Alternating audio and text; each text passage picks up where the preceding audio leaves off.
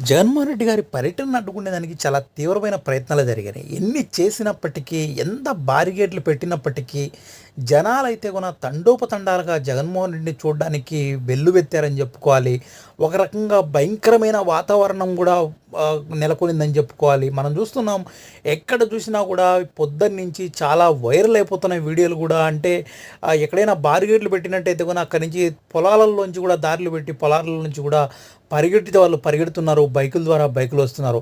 అంటే గత ఎన్నికల్లో భయంకరమైన ఓటమి చెందిన నాయకుడు అసలు రాజకీయంగా మరోసారి కోలుకోడా అంటున్న సమయాలు ఉన్నప్పుడు జగన్మోహన్ రెడ్డి గారు ఎప్పుడు బయటకు వచ్చినా కూడా తండోపతండాలుగా లక్షలాది మంది జనాలు స్వచ్ఛందంగా వచ్చి జగన్మోహన్ రెడ్డి కోసం బయటకు వస్తున్నారంటే నిజంగా కూటమి ప్రభుత్వం ఎంత అనగదొక్కాలన్నప్పటికీ అంతకంత రెట్టింపుగా జనాలు అయితే బయటకు వస్తున్నట్టు కనిపిస్తుంది.